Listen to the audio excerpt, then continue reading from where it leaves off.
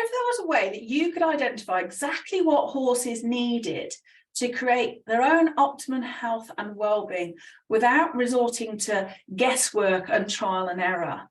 My name is Fay Semple and I'm a dowser and geomancer with over 40 years of experience. I'm a mentor to spiritual folk who want to work with energy for the benefit of themselves, their projects and the places that they live and work. I'm a best-selling author, I'm a psychic and a seer with a unique ability to be able to see subtle energy. Now, I want to share with you a path for using dowsing as a tool to assess the individual needs of horses so that you no longer have to spend hours worrying if the tack fits, what's the source of the lameness, why are they losing condition, why are they spooking. Now, once you get this down, you'll be able to use dowsing to create health, vitality, and a deep bond of communication between you, your horse, or any horse that you're working with if you're a dowsing practitioner. Now, a few days ago, I sent out an email asking for your top questions about applying dowsing to horse health. And I was actually completely overwhelmed by the number of responses that I had. So many people are keen to use dowsing to work, not just with horses, but with animals, because we recognise that animals can't speak. So dowsing is a unique tool to be able for us to ascertain their needs, their wants, and to be able to support them when things aren't going well. So I thought, because of the overwhelming responses that I had, I thought I'd just shoot a quick video to teach you a little bit about how I've worked to apply dowsing to aspects of horse health, which is a practice that I had for over 10 years. So when we're trying to be loving and responsible in our care for all animals, but let's just talk about horses today. You know, it isn't always simple because, you know, it comes with challenges. Animals can't speak. They can't tell us where it hurts. They can't tell us what they need or what they're scared of. It's just not possible for them to communicate verbally, and we are very verbal creatures. So we need to find a way of picking up on other information from them. And that's why I love dowsing, because it enables us to do that. And animals respond really well when we're dowsing. They recognize a shift in our energy. They recognize that we're trying to operate in another way than our usual way of operating, which is analytical, it's verbal, it's very human-centric. And they recognize this shift in our energy, and they're very keen to communicate with us when we employ dowsing. So what I'm going to do is I'm going to demystify the process of applying dowsing to horse health so that you're able to know what to do in the animal's best interests. It has multiple benefits, and that it'll enhance your dowsing ability because you'll be using dowsing in ways that you're not used to using it. And your relationship with the animal will improve. It'll become one of co-communication. And the final and best benefit is that the health, vitality, and well-being of your horse will improve. And that can potentially save you a lot of time, a lot of money, and a lot of frustration. So when I was first asked to help with horse health issues, I confess I knew absolutely nothing about horse health. I had had a really bad fall as a child that had put me off riding. I had also watched a friend literally be kicked into next week. So I had this sort of fear of horses. My first experience of working with horse was actually working with a near blind horse who had aggressive melanomas, and that started an incredible journey of learning about horse nutrition, horse well-being. But I want to share with you you know, a different story today. But when I started, you know, I felt really helpless, and I hated that feeling because I didn't know anything about the subject matter. But I also knew that dowsing can be applied very simply, so I shouldn't necessarily have needed to be an expert in horse health if I just knew certain things and how to ask certain questions, because the existing knowledge about horse health and well-being is already out there. It's already in books. I'm not trying to discover anything new. I'm just trying to formulate correct dowsing questions to pull out the answers that we need. And I hated feeling helpless in the face of an animal who was in pain, but who could clearly not tell me what was wrong, what was hurting, and where it was hurting.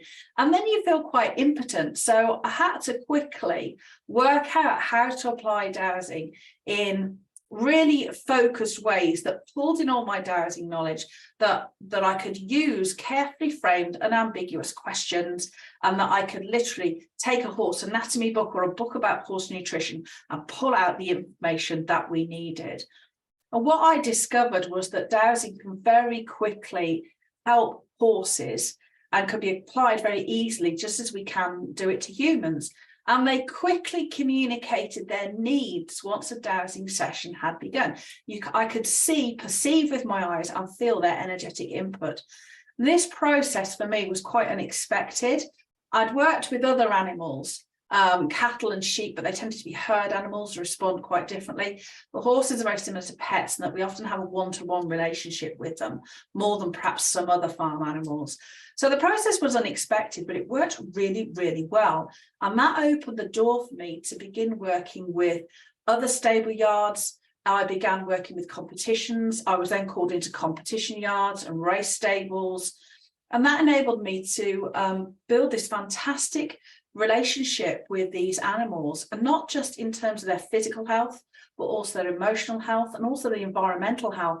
It led me down a journey of applying dowsing to, as I say, their physical health, what they needed in terms of diet and supplements, injury and pain, their emotional health.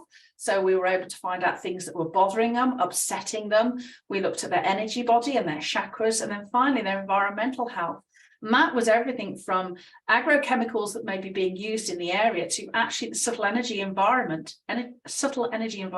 of their stabling and housing, where they were kept, to make sure they weren't being housed into any negative energy that could be impacting them. The same as we as humans do not want to be living in a geopathically stressed house. So one of the fascinating things about this came that I realized that the horses began communicating to each other as well. I believe across the field, as Rupert Sheldrake would call it, the morphic resonance. So once I started working with one horse, the other horses started to communicate that they needed help as well. And they didn't just communicate this to me, they also communicated this to their owners in behaviours. So when I was coming to the yard, one horse owner would know that I was coming to visit their horse, but all the horses would get really excited that morning. And then once I started to douse, I could feel the energy of so many of them trying to communicate. Now that's great, because, you know, at one, if that's happening in one yard with lots of different horses, lots of different owners, you could understand that. But what happened next got really bizarre, was the fact that other horses in other stable yards in the area would also start to get excited when I was in the area. And I found out this through grooms that used to go to different yards, that horses at a yard over here would get excited and start behaving differently when I was working at another yard over here.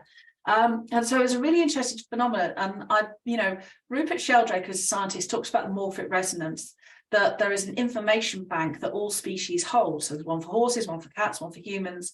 And I believe very much so that animals are able to tap into these fields of morphic resonance. So that, you know, it came to the point then, as riders were, and jockeys and various people were moving between yards, this sort of message was getting out there. This woman was starting to communicate really differently with these horses and help their health. And that was a real, the business just expanded massively, very rapidly. But I was able to show other people how to use dowsing to help with horses, other grooms and people, and the health and vitality of these horses who are sometimes in really hard fields in the equine industry. Some of the competition is really hard to them. I was able to support them in that process of their life, before they retired and stuff, to make it, as easy for them as I could, because some of this stuff is hard on them, and I'm not necessarily a fan of some of the sporting industries, equine sporting industries, but I was there to make it as palatable for them and as enjoyable as I possibly could, and their health and their vitality enhanced. I was also, going around teaching, just helping some one horse in its lone stable in the field at times. So it was a great journey of discovery for me, in how these horses communicated essentially across a difference, and that led me into also working with the spirit of horse. So the process was unexpected, but it worked really, really well, as I say, and that opened loads of doors for me. So imagine if you were able to understand exactly what your horse needs with ease and without the sort of guesswork that is so common amongst and people who own any animals. We don't always know what's right. Sometimes we think, do I need the vet? Don't I need the vet? And if the vet comes, does the vet know what's wrong? Or is the vet going to have to run lots of tests? You know, and you can help by narrowing this field down. And I want to talk about a little bit about an experience. So I've just talked about how horses communicate, you know, across distances. I also spoke in another video about the blind horse, Takasa, and how she led me into working with the spirit of the horse. But I just wanted to share another story. This is a story about Scorpio. Now, he was ridden to play polo cross, which is a cross between polo and lacrosse. It's essentially like rugby on horseback. It's a hard game for the riders, and it's a very hard game for the horses. There is a lot of twisting and turning, a lot of pulling, a lot of maneuvering. There's a lot of bashing, a lot of barging. It's quite, you know, it's quite an aggressive game for horses to play. Some horses love it, some really don't like it. And Scorpio had gone from liking it to really not enjoying it, and he became resistant and would refuse the requests of the rider. So he wasn't responding to the commands of the rider. And now when horses refuse, you know, it's normally they're misunderstanding what's being asked of them. They're in pain, they are fierce, they don't want to do what you're asking them, or they're disrespecting you. I would argue in some cases disrespect really is a result of the other three. That disrespect isn't actually a thing, because horses, you know, sometimes, but very rarely. So I dowsed and I eliminated anyway disrespect and misunderstanding straight away. So that left the other factors of pain and fear. Now the fear was causing because he was in pain. He didn't want to run. He was afraid of the pain. So we had to source the source of the pain. So I dowsed to find the source of the pain, and then the owners committed themselves to a process of recovery. We worked with the relevant, you know, with the vet, we worked with a horse masseur to remove the pain, and also with exercises to rebuild his confidence, things that he wanted to do. There was also an agreement with the horse how many games he would play and for how many seasons he would continue to play, because he didn't want to keep doing it. So the owners made that promise that he would play out the season and then he could retire. And this was well before his retirement age. So they followed and committed to this plan. And the Scorpio actually returned to playing very, very quickly, much more quickly than the vet had expected. Once we'd identified the source of pain, which was in his back, and dealt with it. And he actually returned to playing with a kind of renewed vigor and enthusiasm within a matter of weeks. But interestingly, when I was working with Scorpio, he had a companion horse, and dowsing, who had similar problems but not quite the same. And dowsing led to the retirement of Scorpio's companion from polo lacrosse, because dowsing indicated that he had the early onset of kissing spine, which is quite painful, and that hadn't been confirmed. And on veterinary examination, that was proved to be the case, that he was developing kissing spine. So Scorpio's companion was retired, and you know, but that saved that horse hours of pain and discomfort in continuing to play. It also saved Scorpio hours of pain and discomfort from continuing to play with a problem that was fixable. So using dowsing led to a better understanding of those horses' needs, the suitability for the sport that they were involved in, and a way of communicating them with love and respect as sentient beings. I mean, I have a load of stories just like this one, on you know, lameness and, you know, fear, all sorts of things. So there are essentially 3 steps to achieving this transformation. So first, we look at the physical health of the animal. Are its dietary requirements being met? Does it have any injury or pain? Secondly, we look at the emotional health and well-being. We look at through the chakra system and the energy bodies. And horses are also able to tell you a little bit about their care, and even who's caring for them well and who isn't. They're very communicative like this. So it's a well worth, particularly, it's really worthwhile listening to them about how people are behaving and how people are caring for them, you know, and what they're very forgiving, but what they will and they won't put up with. And, you know, it is unfortunate that in some yards horses are mistreated, so we can help to eliminate that as well when we can communicate with them effectively to find out what's going on. So, and then you know, because we also look at, as I say, the horse's energy system, their chakra system and their energy bodies. Now, animals use their energy body in ways that human beings really don't know or aren't aware of. So they incorporate this level of awareness into their everyday existence. They use their energy bodies to read earth energy in the ground. They use their energy body in ways that, as I say, humans have become unaccustomed to using. So that we can tap into that level of awareness with them as well. And thirdly, we look at environmental factors. So that could be anything from agrochemicals on their food, on their hay, on their forage, to the subtle energy in their stabling and working environment that is causing them discomfort or distress. Because just like humans, horses do not want to be housed in stables or barns that have certain energies underneath them that make the animal distressed. Because horses fundamentally are a wild herd animal, free to roam the plains, free to wander around the landscape. And when they're housed, they can be trapped in energetic environments that don't suit them, just like humans can be trapped in houses that create geopathic stress effects in us. The same can be achieved in horses if there are particular energy phenomena in their environment that just don't suit them. So in this video, I want to do a little bit more of a deep dive into physical health so that you can immediately sort of apply these tactics to your own horse. More importantly, however, is that you will be opening yourself up to learning the other steps so that you can finally communicate effectively with your horse to understand what it needs, what it doesn't, and what it wants from you. You are in a relationship with it. And if you're acting as an intermediary, if you're acting for a horse owner, then you can then communicate what the horse needs from them to develop this relationship. So the great thing about dowsing and horse health is that the animal is that, well, actually, it's that any dowser can do it. The great thing about dowsing for any kind of health really is that any kind of dowser can do it. So you can do equine dowsing even if you're not experienced with horses, because that's how I started. I didn't know anything about horses. So because we work from anatomical charts, we work from established lists of dietary requirements. So we're not making anything up about what the horse needs. We're just saying this is the level of dietary requirements horses have. Is it being met in this horse? What are the individual dietary requirements of this horse? Is this being met? And that's how we do it. This is anatomy of a horse. No horse has any different anatomy than any other horse. So we can identify where on the body is the source of pain. Is it in its muscles? Is it a skeletal, misalignment? We're using existing knowledge and we're just asking dowsing questions to pull out that information.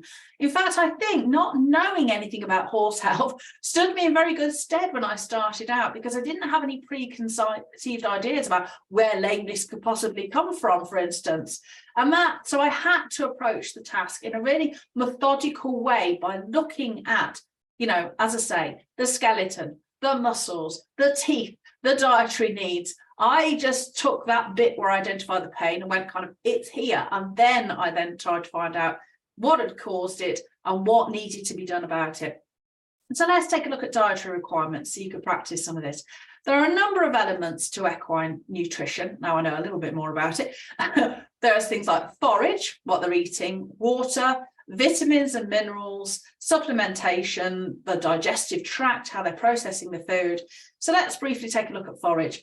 Now, free choice forage, where they can roam around and eat whatever they want, it most closely matches the constant feeding behaviour of horses in the wild. But this is not always possible in today's managed environments.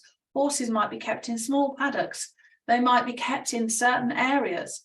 And some horses may need their diet restricting. They might, be overweight, or they might have some metabolic condition that means they can't have free grazing. And forage also doesn't provide many of the additional vitamins and minerals, for instance, that a horse needs. So we can douse a vitamin chart to assess the horse's requirements. All this has already been established by veterinary authorities. We're not making anything up. And we can also use a dowsing to identify sort of holistic treatments, such as herbal supplements. So prior to the days of managed pasture, where herbs are eliminated by agrochemicals, many horses were free to self-medicate with seasonal herbs. They ate what was there, and herbs have a remarkable knack of appearing when certain health conditions will come up. So, for conditions that just like the horses, animals can get, just like, humans can get. So herbs are seasonally specific as a remedy for the conditions that often arise at that time, because nature has a marvelous way of balancing out. So many horses benefit from the introduction of supplementary herbs. And I said, we can vary these seasonally. And so dowsing is very reactive in this and into changing circumstances. And it's actually really a simple practice once you know what you're doing. You can get your dowsing pendulum and you can ask, would my horse, or would X horse, if it's not your own, insert name here, benefit from introducing herbal supplements into its diet? Yes or no? And your dowsing pendulum yes or no response. So you'll get a yes or no answer. And then you can douse down a list of herbal supplements to identify which one the horse requires. You can then identify at what dose it requires it. 1 scoop, 2 scoop, whatever it may be, whatever the recommended dose is on the packet. And then it might be slightly different, but you can find the dose and for what duration the horse requires this supplement. 1 week, 2 weeks, 1 month, 2 months. So you're not giving the horse anything we don't know what it needs. You're just refining exactly what this individual horse needs to support its optimum health and well-being. And in this way, we can tailor each horse's feeding regime to its individual requirements. And for instance, lameness is another common problem that we can use dowsing with. We can identify the source of lameness from anatomical drawings. And then we can identify what would be the best course of action for those employed by veterinary care. So this will help. When you start working with vets, it can help inform what they do. And lameness accounts for huge losses in the equine industry. If we're looking at this in monetary terms, hundreds of millions of dollars in America, for instance, are lost annually to lameness. Lameness affects individual horses of all kinds at all levels, from subtle reduced performance to loss of use to chronic severe pain, even resulting in euthanasia. And sadly, many horses have to work, they're asked to perform really when they're in pain because of a rider's failure to recognize lameness. Lameness can be very subtle. It can just be a small shifting gait and people don't realize the horse is lame. So lameness dowsing is a great tool for working with lameness to find out where, below the knee, so to speak, what part of the leg it comes from, or is it coming from the spine? Is it even coming from the teeth? Things like that we can identify with dowsing. So imagine for a second what it would feel like to be able to do this for yourself with any horses that you own or work with or would like to work with. What would your relationship with your horse be like if you could communicate with it in this way? So imagine being able to communicate with it in a whole new way. What difference would that make to them when they see that you are consciously trying to act upon their needs, that you're really trying to understand what they want, and when they're giving you the information, you are acting upon it? What kind of information would that have on their health and their happiness for them to recognize that now you can speak to each other? Because that is essentially what happens to the horse. They recognize that you and they now have a common language. And honestly, they jump at that chance because it's so hard for them to communicate because we're so often not looking in the right way to communicate with them. So going from not knowing how to support your horse to having a communicative relationship through dowsing is absolutely possible for anybody with application and practice. So when you're able to apply dowsing thoroughly, then you can achieve this incredible relationship of love and respect. And that can be with the horse of your own, it can be horses that you're working with, or it can be horses that you're communicating to on behalf of their owner. Now, as you can tell, I actually love this work. I love helping people realise the potential for dowsing in animal health. This is why I went originally into agricultural dowsing. I wanted actually to help farm animals, and I wanted to help crops. I wanted to help plants. I hated seeing them sprayed all the time with chemicals. I was thinking, there's got to be a better way of doing this for the environment, for plants, for us. With the whole of the earth, we are all in this symbiotic relationship together, and it should be like a symphony. And all I could hear was like, you know, the noise of humans was like a vuvuzela in the middle of a Mozart symphony. You know, we weren't part of this system, and I felt that dowsing is a great way to get us involved in, you know, acting in accordance and in balance with how things, you know, the natural world would like things to be. So I went into agricultural dowsing for, you know, improving, like say, animal health and well-being, and improving crop yield and growth and all those things for many years. And then that also led me into dowsing for equine health. And I practiced equine health dowsing for over 10 years. And I received so much positive feedback from horses in their health and performance, and also from the stables I used to work with. But lately, because it was a private thing that I used to do, lately I've been thinking that bringing this work to a wider audience would help so many horses and dowsers who want to broaden the scope of their dowsing, and perhaps to those who want to offer an additional arm to their practice.